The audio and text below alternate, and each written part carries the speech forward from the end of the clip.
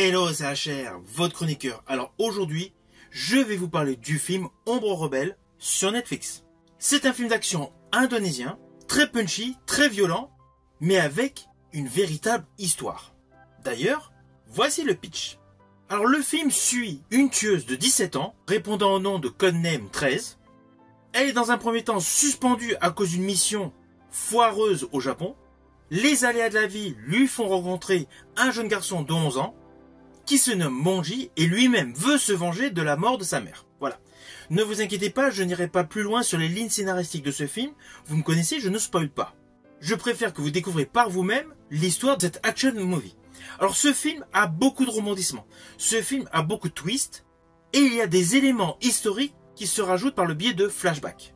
Alors d'un certain côté, vous allez me dire, oui, ce genre de film, ce genre d'histoire, on a déjà vu ça 100 fois. Mais là, justement, il y a un côté innovant. Il y a un côté girl power. Et justement, girl power dans le bon sens du terme. Rien à voir avec le dernier Captain Marvel qui était complètement flingué. Là, le côté girl power fait par moments penser au manga The Blues Last Vampire. D'ailleurs, j'avais fait une vidéo concernant l'adaptation live de ce manga. Voilà. Ce film, Ombre Rebelle, Shadows Rise, son titre original, est un film qui met réellement en avant des comédiennes dans un film d'action. Et c'est extrêmement cohérent. Et d'ailleurs, dès la scène d'ouverture, nous découvrons les exploits physiques des deux tueuses qu'on découvre au début de ce film, à la manière jadis des syndicats du crime de John Woo. Lorsque vous allez découvrir la scène de pugilat, la scène d'action avec une chorégraphie dantesque, initiée justement par une première tueuse, et puis après on découvre qu'il y a une seconde tueuse, c'est assez fugace, je ne vais pas rentrer dans les détails, voilà, il y a énormément d'agilité, de souplesse, une chorégraphie qui est en totale adéquation avec forcément un réalisateur qui a la caméra au point. Et d'ailleurs, j'ai particulièrement aimé les différentes figures de style de réalisation tout au long de ce film. Et toujours dans le début de ce film, il y a un effet de style qui montre le côté innovateur du réalisateur. C'est la caméra en plongée qui suit un sabre jusqu'à sa remontée pour découper une tête. Tout au long de ce film, vous allez voir des effets visuels totalement innovants, au cœur de scènes de combat, certes, déjà vues 1000 fois, mais avec une plus-value visuelle provoquée par justement la souplesse de l'actrice principale de ce film. Tout ce qui est combat est extrêmement fluide.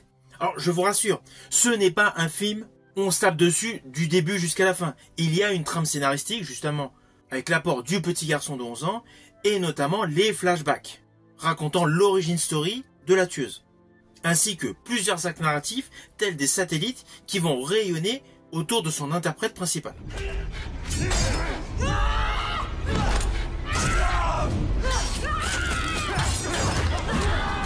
Alors forcément, si vous êtes comme moi, fan de kung-fu, de wuxia, de clés de bras, de baston dans des films d'action et de chorégraphie de folie, ce film réalisé par Timo Tjahjanto est fait pour vous. Il a complètement regroupé tous les codes du genre dans son action movie.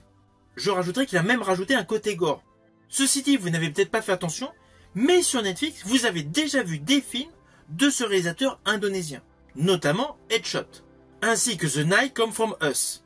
Deux films d'action hyper actifs, hyper violents. Mais là, celui-ci, L'Ombre Rebelle, est un level au-dessus. Alors en termes de com, il y en a eu pléthore sur ce film, car il a fait partie de la sélection du festival TIFF. C'est pour cela que ce film est connu par beaucoup de monde.